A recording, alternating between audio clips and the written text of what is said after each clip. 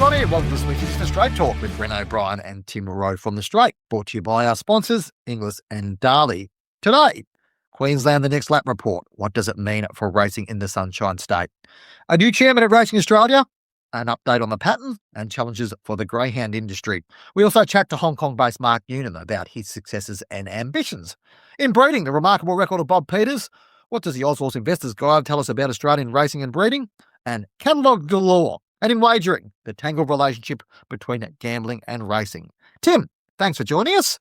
As the year works towards its ends, plenty of hot topics to discuss, among them the outcome of the McGrath review into Queensland racing and the government's reply to the next lap. Tim Mando, the racing minister, accepted 79 of the 110 recommendations, but pretty much, I think, 26 of them were accepted in principle, only 5 rejected. Probably the most significant was around about the point of consumption tax stuff. But sort of having read through it and had a look through it, Tim, obviously I've analysed it quite extensively on the straight. What did you take out of what you saw, what came out of over the weekend? Well, aside from the pop tax, recommend or dismissal of the recommendation there, I guess not focus on night racing. Queensland's already been sort of at the forefront of that for a long time with Toowoomba and Gold Coast and Sunshine Coast, but it sounds like they could have night thoroughbred racing from Wednesday to Saturday. So they're really focusing on that. Talking to other PRAs, that's particularly Racing Victoria, the data shows that people punt more at night or, after work and probably in the pubs and things like that. So obviously that's where the McGrath review saw some upside. From me, what was interesting, I did listen to an interview with a trainer up North Queensland, Peter Rowe, no relation as far as I'm aware, suggesting that Cairns would be a good place for night racing up there, whether that's commercially acceptable or sensible, I'm not sure. It has been mooted before, but he sort of campaigned for that, but that wasn't part of the review that I saw anyway, that it could be moved up, sort of have a night venue up in the north of the state as well, which, Cairns would make sense, but whether, as I said, whether you could justify the infrastructure cost to get that over the line, I'm not sure. Yeah, Toowoomba's getting new lights. The one that was mentioned in the McGrath review, which is probably unlikely to be action, would be night racing at Doomben as well too, Tim, which was interesting. I think that there is, the night racing thing's quite interesting. It's like Victoria is probably, and maybe because of Moonee Valley's rebuild, they maybe put it on hold a little bit, but there's also a bit of pushback from the industry around that. And I noticed in the McGrath review, they said that, it was recommended that they finished after 9 o'clock local time, which is in summertime is 10 o'clock Eastern Standard Time. There probably does slight advantage there because that extra hour there was probably helps them a little bit. But that was due to the participant welfare and stuff like that. But night racing is an interesting discussion and probably something worth exploring a bit more. We might actually, in the next couple of weeks, look further do something a bit more on that. There's a whole bunch of other things. Obviously, you mentioned the key, probably newsworthy aspect of it was the recommendation, or the non-acceptance of the recommendation that point of consumption tax be cut from 20% to 15%. Queensland has the highest point of consumption tax rate of any state. ACT has a high one at 25%, but of the states, Queensland went to 20% in, I think it was December 2022. That has corresponded with, over rounds for Queensland racing being higher than what they are in other states as well. Yeah, and the bookies were pretty keen on seeing a change to this. They've lobbied quite heavily about it. When they didn't get the result going their way, they were quite outspoken. And what was interesting, we don't hear from Barney Evans that often, the Sportsbet CEO. Sportsbet, the biggest online bookmaker in Australia. And he was quite strong on what he had to say. And, it represents a significant missed opportunity for reignite investment and secure the future of racing in Queensland, was part of his statement there. So an interesting one from that perspective. Racing Queensland have got a lot of recommendations to act on there. They've got some interesting challenges themselves. This week, was announced that Rebecca Frizzell, who's a prominent Gold Coast businesswoman, had stepped off the Racing Queensland board, which leaves them with 5 on the board. Steve Wilson left the board in October, the former chairman. They're currently looking to replace Steve, but also work out what the chair role looks like going forward. Obviously, they've got an interim/acting CEO in Lachlan Murray at the moment, who's been working hard to try to make that work up there. But for all these things they want to do, they probably need something in place, Tim, to ensure that they've got that worked out. And that may take, there's put it this way, Racing Queensland's got plenty on their plate at the moment, given, the outcomes of this review. Glenn and Rebecca Frizzell will be a loss from what I got told. She is a shareholder in the Gold Coast Titans, and one of the recommendations from the McGrath report is to allow board members to have skin in the game, I guess, or own horses or dogs, which, there's all about conflict. But I think if you've got skin in the game and you own horses, you've got more of an understanding. I think that'll bring a greater diversity to the board and type of people that are heavily engaged in the industry. Another recommendation was Racing Queensland to push for changes to Racing Australia's constitution in order to basically remove the veto that New South Wales and Victoria has over Racing Australia. As I said, Racing Queensland got plenty on their plate, so I'm not too sure that'll be number one item. But it was interesting to see that happen, and we saw change in that organisation. Well, not change, but an announcement. Well, actually, we didn't even see an announcement, Tim. We saw a leadership appointment in that organisation this week with the new chairman of Racing Australia, the first chairman they've had since March 2022. That Brorson's stepped up, been elected to that chairmanship of the Racing Australia. Is also the RA representative on the Asian Patent Committee and Asian Racing Federation. There's a lot going on there in the patent, as we know. So I guess it's sort of been a bit strange that they haven't had anyone for nearly 4 years since John Massara was sort of brought in to try and bring all the PRAs together onto the same page, and he was unable to do it and resigned in frustration. And now they've sort of been, not rudderless, but without a chairman, which has been unusual for that length of time. And hopefully Rob can bring them together and bring about meaningful change. Yeah, hopefully Rob's empowered to actually put a public face forward too and actually talk about what's going on at RA, because as you and I know from professional experience, Tim, it's very difficult to find out what's going on within that organisation. There's an article in the Straight I urge you to have a look at about not necessarily criticism of Racing Australia, but the way that it's structured and the challenges that Australian racing faces because of a national body that's devoid of teeth and power, but given a lot of responsibility. So it's a difficult role that RA fulfills, and the structure doesn't really allow that to be, in our opinion, or my opinion, allow that to be sort of come forward. Just a quick one on the patent, Tim. We've spoken plenty of the last couple of weeks. What's the latest there? What are we expecting to hear out of that this week? Well, there is a meeting of the Asian Racing Federation and Patent Committee on Friday in Hong Kong, I believe, and there definitely is. I'm not sure Racing Australia got a proposal over the line last week to actually take to that committee. Asian Patent Committee, I've been told, potentially could take matters into their own hands in the short term. But I think, pleasingly for the industry, I think something will be an agreement will be reached in time, but it might take till next year for a proper plan to be tabled and agreed to by all the parties, obviously Racing Australia, or whether there's an alternative push from outside Racing Australia that international authorities could accept. That would be a big move, but that's a possibility. So, there's been a lot of back and forth and arguments and disagreements. I think we're moving in the right direction. It's just a very slow process. And hopefully there isn't too much damage. It just depends what the Asian Patent Committee do on Friday. But I think whatever it is, whatever they agree to or come back with, I think hopefully it'll only be short term. Just to round off on the racing wrap there, Tim, with news about Wentworth Park, the greyhound track in metropolitan Sydney. It will wind up in 2027, September 2027. The Drake report into the New South Wales Greyhound Racing and Greyhound Racing New South Wales was also released on the same day. Look, we try to keep ourselves focused on thoroughbred industry here, but these things happening in the other codes obviously affect the wagering industry, which we report a lot on, but also have, I guess, hallmarks of what's going on in the racing industry as well. So the broader thoroughbred racing industry. So there's plenty to talk about in that space and plenty going on there. And now we've also got the Tasmanian Parliament this week was set to pass the ban on greyhound racing for boarding from 2029, but that's been pushed back until March next year. So that political battle remains open for now. The following segment is brought to you by Inglis. Inglis Premier Yearling Sale Catalogue is now available online. From March 1st to 3rd, Oaklands Junction in Melbourne will once again serve as the focal point of the bloodstock world, with 806 yearlings catalogue across 3 days of selling. This year's catalogue features progeny from 110 individual stallions, including leading sires I'm Invincible, Zoostar, Snitzel, Written Tycoon and Extreme Choice, alongside internationally renowned names like Frankel, Kingman and Lope de Vega. An exciting group of first-season sires is also represented, including Animo, Artorias, Hitotsu and Jacquino. The Premier Sale has consistently produced racetrack success. Graduates include the past 3 winners of the Everest offered at public auction, Bellman and Patina, Think About It and Nature Strip, as well as 34 Group 1 winners since 2018, with 16 purchased for $100,000 or less.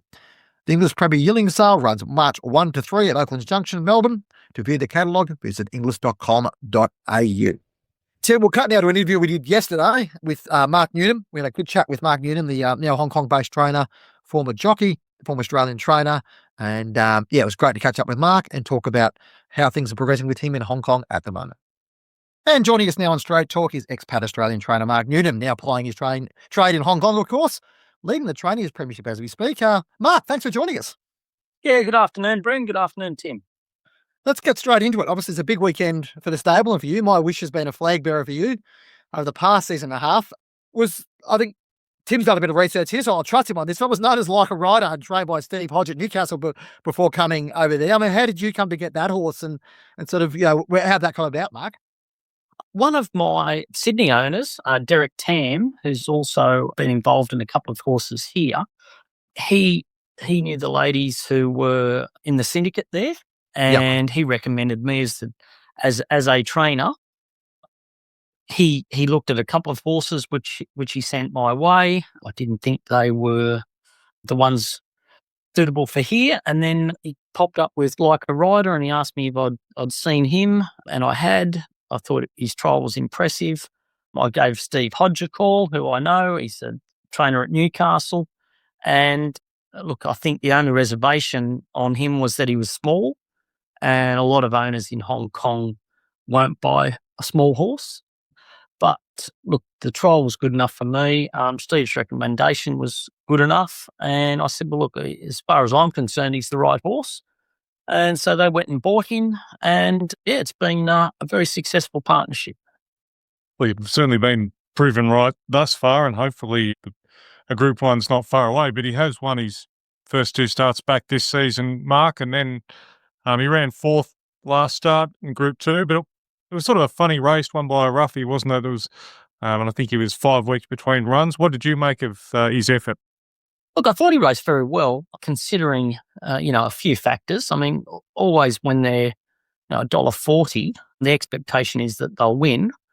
But look, I could see why he didn't. 5 weeks between runs is probably a bit much for him. There's nothing else on the program here to race him in between. And he'd had a trial and he'd had plenty of work, but he just raced a bit too fresh on a fast pace. Previously he's been able to absorb pressure on a fast pace as he did second up and still kick off that. But that was only on a 3-week turnaround, and he gets a 3-week turnaround this weekend. How does the race sort of stack up this year? Particularly, how do you feel like the international sort of stack up to that? You've got a line in Winter for Aidan O'Brien. You've got Harry Eustace's Docklands, who we know from Australia. He's been racing well during the European season. I mean, how does that race sort of stack up this year compared to previous years, Mark? Look, I think generally the Hong Kong horses dominate the mile race. Yeah. But look, a lot of that's been Golden 60 and Voyage Bubble, so they're very, very good horses. It's hard to get a line on the line in Winter. He's done a lot of travelling, but he has performed well, and he performed well at the Breeders' Cup meeting. Docklands has also done a lot of travelling, so you just wonder, them coming here now at the end of their season, whether they're still going to run to their best. Obviously, they're with very good trainers. They expect them to, but Hong Kong horses are very hard to beat on their home soil, and I think they'll probably dominate the race. As we sort of touched on in the introduction, Mark, you've had a good start to the season. You're currently, I think, 3 ahead in the Premiership, and we are talking before the Happy Valley meeting on Wednesday night, but you've sort of been building year on year in your third season. What do you put that progression down to and your momentum, I guess? Oh, look, I think when you start here, you generally get, cast-offs from other stables. And as long as you get, a win or two out of those, then you can start building on your new horses and attracting clients with permits to bring in new horses. And then you've got to really rely on your selection process. And then they've got to get here and acclimatise. What may look the right horse form-wise, whether it be raced or trialled, doesn't always fit into Hong Kong. So temperament's a big thing. So I try and do a lot of homework before I make an approach on a horse and try and take all the variables out of it. But still, once they get here, you're relying on them, acclimatising well. And sometimes that just takes time. Others settle in straight away. But, as long as you recruit well, I think, and a little bit patient, it'll work out most times. Yeah, I mean, you speak about acclimatisation. I guess you had to do, when you moved over there, you had to do a bit of acclimatisation, coming to grips with new training facilities and how to train horses in Hong Kong. I mean, how have you seen your journey with that, Mark, in terms of, yeah, I guess understanding how to get the best out of these horses, to continue them to keep up their peak, all that sort of stuff. When obviously training in places like Randwick and Warwick Farm is very different from our environment like Sha Tin or Chung Fa. Yeah, well, in Australia, you can have a rotation of horses all year, and horses that don't, come up to at least provincial standard in Sydney. You can't afford to have them in your stable, training in town. So you can have a high turnover of horses, and that enables you to uncover horses, quickly, good horses quickly, just through the turnover. Whereas here, you've got to rely on being able to, get the best out of every horse, whether that be, a Class 5 win or whether it be, in one of the group races. And once that horse is in your stable, you've got to work out a way to win with it because the owner's already spent the money to get it here. And, sometimes it's patience. Sometimes they've just got limited ability. Sometimes they don't acclimatise or settle in. So I think it actually makes you a much better trainer because you have to put a lot more thought into each horse and analyse each little bit of a performance and try and find the positives out of that and try and work a way forward to, to get those owners a win. I was just going to say, Mark, is it helped by the sort of, I guess, the tempo of Hong Kong racing that you're only racing twice a week and you have that ability to sort of, I guess, focus on, I guess, game day for those 2 days a week and you're not having to sort of look everywhere and work out where you're going to send horses. It's very much like, all right, this is the program, having that sort of limited set of races. Does that help you keep focus? Oh, absolutely. I mean, that you've got more time and energy to put into each horse because you're also not running a business. The jockey club, they employ all your staff, they bill all your owners. So really your focus is on the horses and training winners. So it does give you more time to spend, thinking about placing each horse to its best. And even though the options are limited, we've only got the 2 tracks. Sometimes it's just a matter of, racing them to a level where they find their right rating. And you'll see horses that, they'll have 10 starts without doing anything. And then all of a sudden they hit a rating they're comfortable with and they've acclimatised at the same time. I had a horse win on the weekend, not the silly one. I think it took him 9 starts to win when he first dropped to Class 5. And he won a race at the end of last season from Barrier 1 over 1,000 metres at Happy Valley with Hugh Bowman, and he won by an inch. And you think, well, how am I going to win again with that horse? Well, this season we changed surfaces and moved him over to the dirt, and he's had 4 starts for 2 wins and a third and a fourth. So, we've managed to, maximise his potential.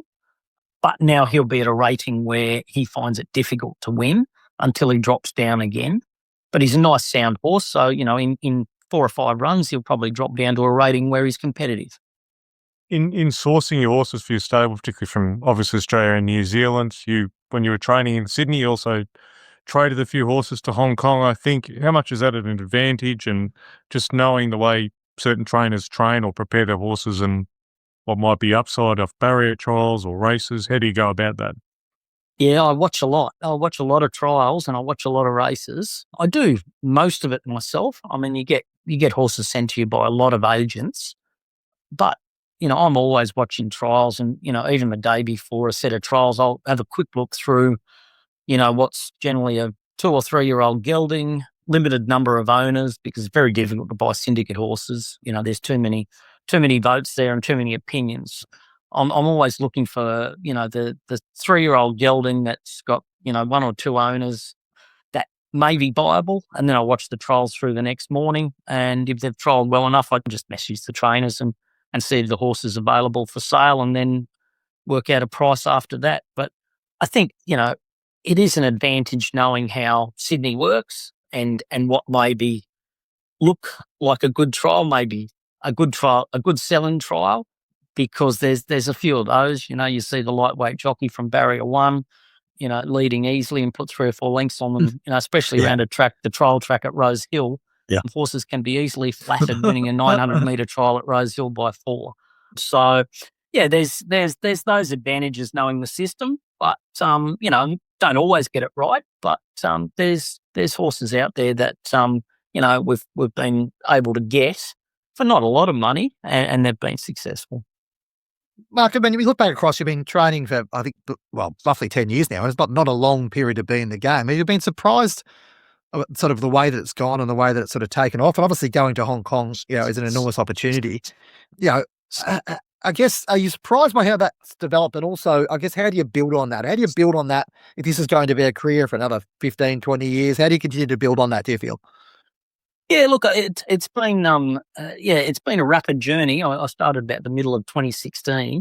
Yeah. And look, I had, after I started training, I did have sights set on coming to Hong Kong, but that's a lot of trainers. You've got to get the runs on the board to put yourself out there. And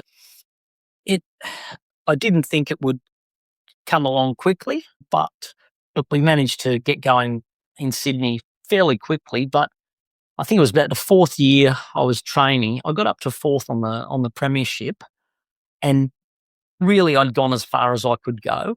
I didn't think I could get any higher than that because of numbers. And during COVID, I ended up closing the Warwick Farm stable. There was a period there where we had local government lockdown areas, and there was about 3 months I couldn't go to the stable at Warwick Farm. And at that time, I had 30 horses at Warwick Farm and 40 at Randwick. And it just became unsustainable. And it did, look, I couldn't run it properly. So I culled that, and then we had a poor year the next year, and that was just, I probably held on to too many horses and was trying to squeeze, still probably trying to squeeze 60 horses into 40 boxes at Randwick. So I wasn't giving them the time they needed. ATC had promised me more stabling, but it only got up to 50. And that's what I did the last couple of years with, and we got well back on track. And, we're always running, fifth or sixth that last couple of years. And, the opportunity came up to come here. And I thought all along, this is what I wanted to do. These are the numbers I like. The Jockey Club take away the parts of training I don't enjoy. Running a business, employing staff, selling down yearlings. It's not something I'm good at. I'm a poor salesman. So here, results is what counts. And once you get going here, owners are pretty willing to support you. And really, owners are pretty willing to support you initially as well, because they find it difficult to get into the top 5 or 6 stables because they're always full. So the cap at 70 makes that, that knock-on effect down to the trainers, either the new trainers coming in to the roster or the trainers sort of at mid-levels. Quite a few owners were willing to back me, and some of those owners I did have in Sydney. And once you start getting things on a roll, it just sort of puts you up in people's minds, as it would anywhere. Hong Kong International Week, Mark, it's a big destination for a lot of racing people, and I think you used to go there as a sort of almost your annual leave, but how different is it now that you're actually training there as opposed to sleeping in and being able to enjoy the nightlife, I guess? It's a lot harder. But there's a couple of nights that I'll just miss this week just so I get enough sleep and can do my job. But yeah, I used to come here each year, my wife and I, and really enjoyed the week. And I don't know anyone that ever comes here once. It's people who ask and used to come with us. Once they've been once and had such a good time for the week that is, they generally come back. Mark, Tim actually wanted me to ask this question on his behalf. He's very, very interested in the progress of Invincible Ibis and what's next for that horse. I believe somewhere in the background, Tim, you might have been involved somewhere in that horse, but interested in the progress on that horse. Yeah, he trialled yesterday and runs on the 20th. He steps up to a mile. Zach's sticking with him, so that's always a good guide. A little bit of confidence there from Zach, but I'm hoping that he'll make the 4-year-old series this season. So that's his goal. We've competed in those races last year, and he's had quite similar form at this stage. difference being My Wish has continued to improve, but Invincible Ibis is open to the same improvement. I just hope we get there. Yeah, I just for a bit of background there. Tim was half keen to pull the dam out back out of retirement earlier this year to get her back, on the basis this horse might go pretty good. So it might be good for the mare to be back in service next year, given what Tim told me before. Yeah, no, I think Sure, if she sure. visited Hellbent again, he wouldn't be disappointed. Exactly. Maybe I'll put that to my fellow owners. There was now we're certainly not a tipping show, Mark, but I did notice one yesterday at Wagga. Caught 4 and 5 wide the trip, first start, called under wraps. I thought it was a pretty good run. I know it was started odds on, but should we continue to follow that horse? Oh, well, he's going for a spell. He's owned by my wife, and look, the plan was he would win and then probably be sold here. But it might be plan B now. He might be a highway horse for Danny to keep racing next season, but he'll go for a break. I think, talking to Danny last night, it was just a bit all too much for him. He's been very mentally immature.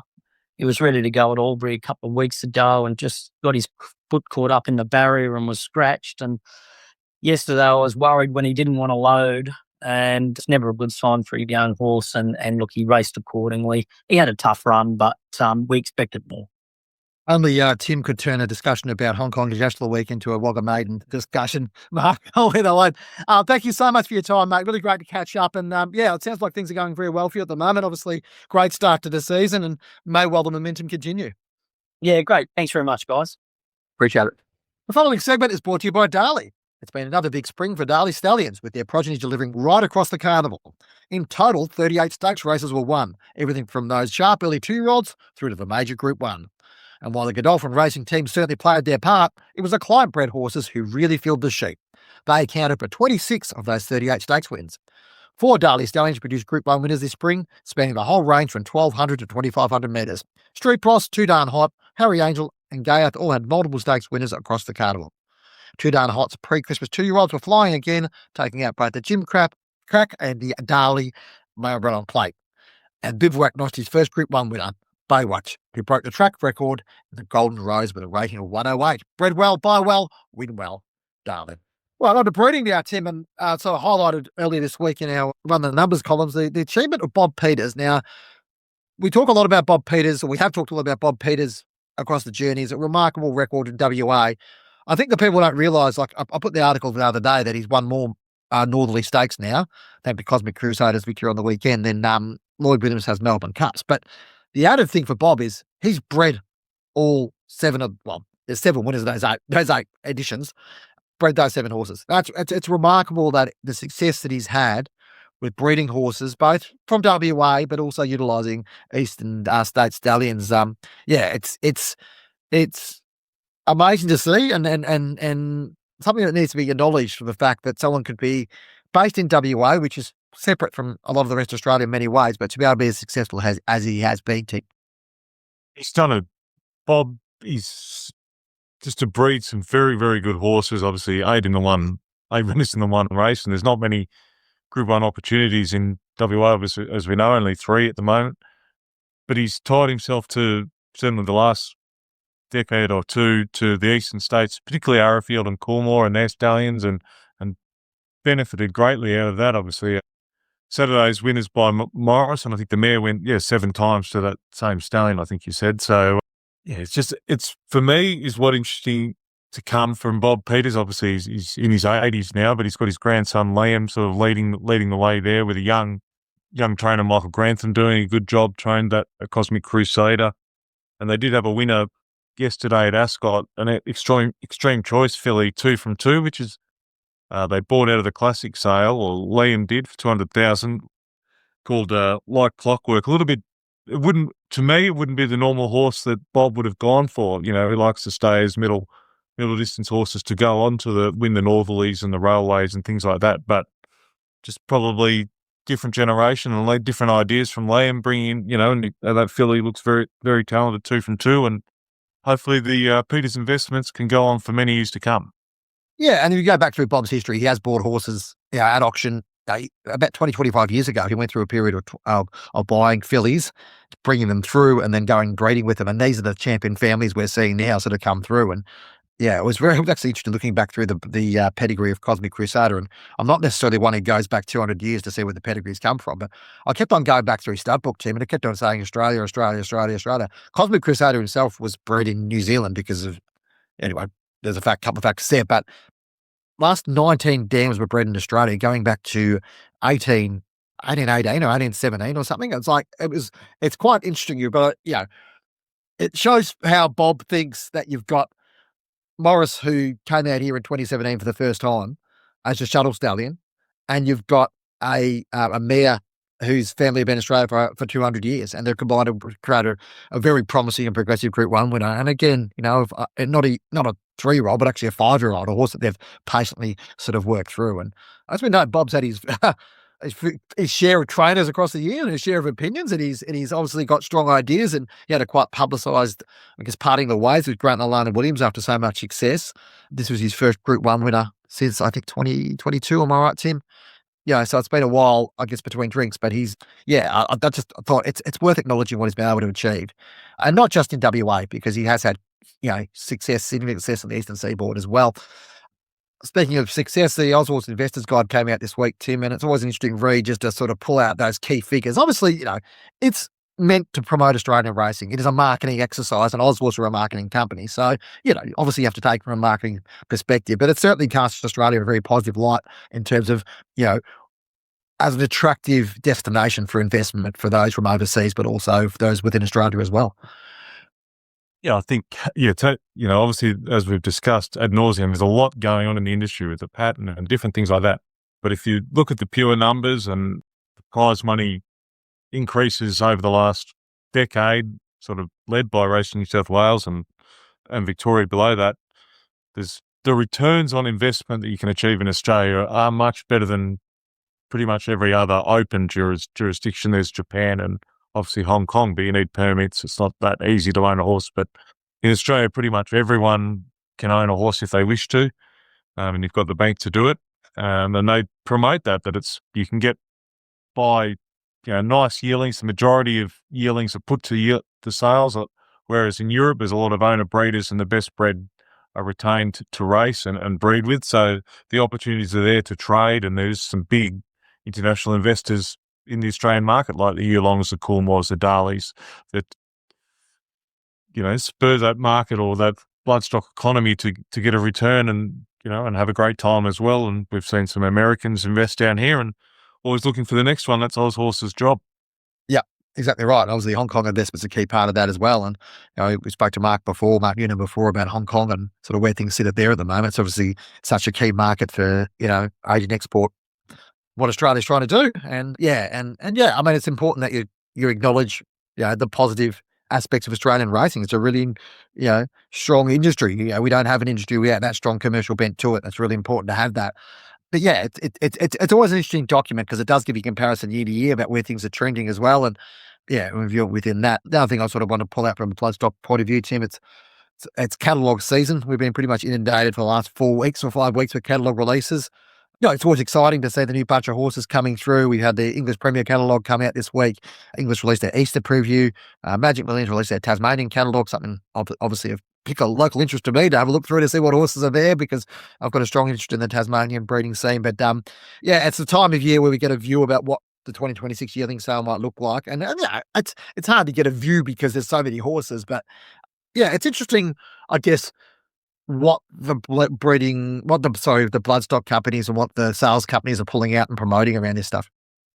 Yeah, well, just on that, I think Perth might be coming out this week or next as well for Magic Millions. But what for me, the catalogues, what's interesting is which vendors support which sales or where because placement is such an important part of selling a horse. You can have a nice horse, but if you sort of, because you do get compared like for like. So if you're at Magic Millions in January and you're the 30th best Zoo Star in people's eyes, you probably could have been better off placed elsewhere. It's the juggling act of trying to work that out or holding back to Easter and then, falling out through the cracks. And Melbourne Premier was very strong last year for trade horse. So if you've got a nice colt, Premier really comes into calculations.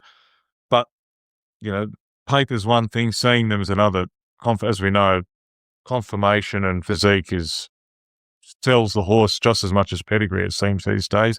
Pedigree just works out the price, but conformation's not there. You find it very difficult to sell.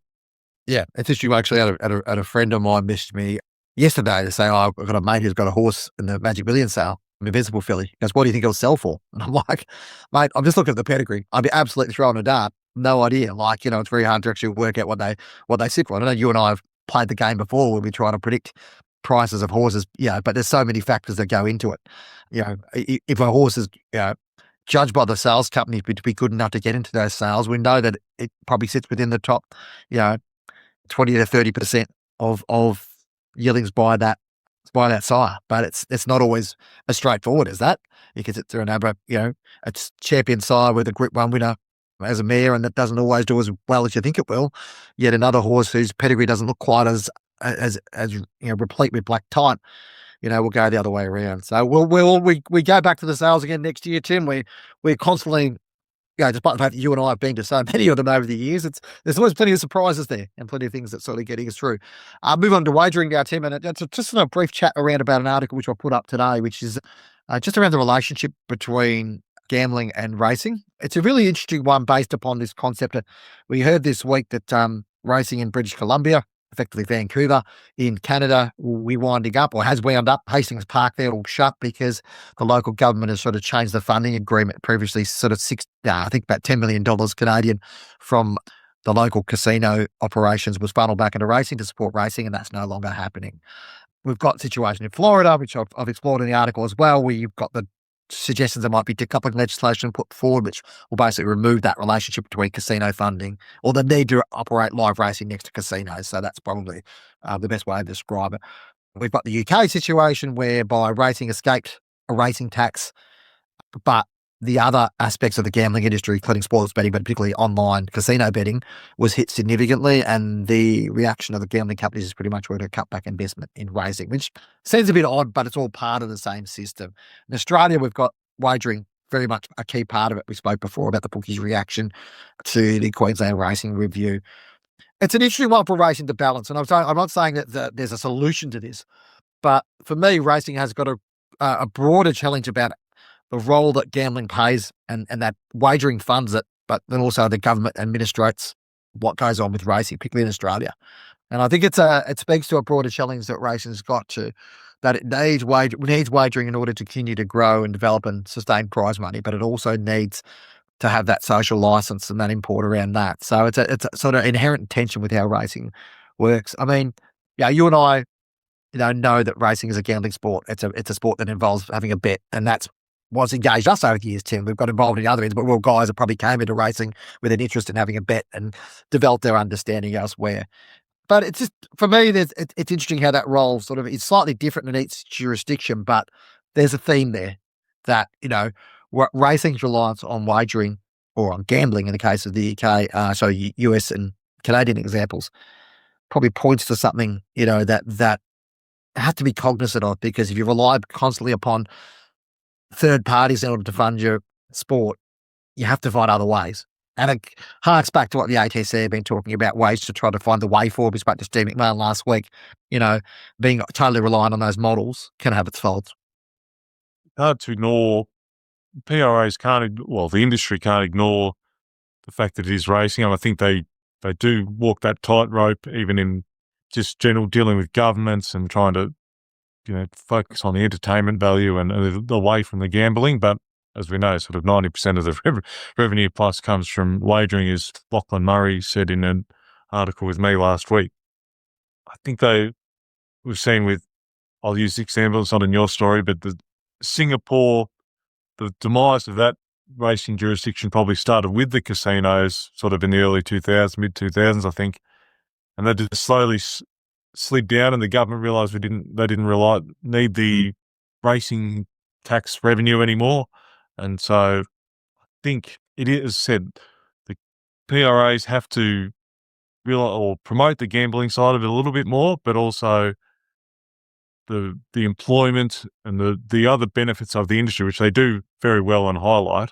but it's just a matter of, probably I'm saying a lot of things without saying much at all, but the government, the relationship with government is key, and keeping them on side, constantly, talking to those people is important. When you think it's going well, just keep reinforcing.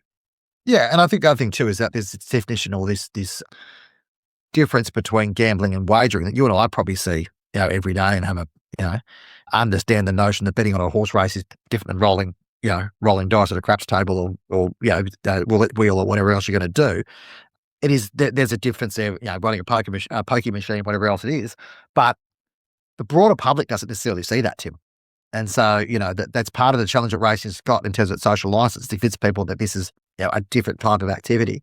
But the more that it's sort of embedded within that, it's a little bit different within Australia than overseas, but you can see in here with this casino situation, whereby 20 years ago in Canada, they said, let's, utilise the casino revenue in order to, back up what's going on in racing. And then all the racing punters went to the casino and suddenly got no big pay on racing. So you've just got to be careful of those long-term decisions. We spoke before about the importance of long-term decisions, and reference to Bob Peters making a decision 25 years ago on breeding. It's no different than the strategy of racing. And the danger is we make a decision now which might actually impact something longer term. But anyway, it's an interesting time in racing, and I thought it was something worth reflecting on. Thanks for joining us on Straight Talk, brought to you by Darley and Inglis. Don't forget to give us a rating wherever you're listening to our podcast. Be sure to subscribe, and also don't be scared to become a member of the Straight. Available there. If you use the early member 2 code, you can get $20 off our annual subscription. Annual subscription is $199, back to $179 with a discount, and $19 per month. Yeah, send us an email, editor@thestraight.com.au. We've got probably one more podcast coming this year, Tim, given Christmas is only a couple of weeks away, but happy to chat through any interview issues you might want to go through. Yep, and we'll talk to you again next week.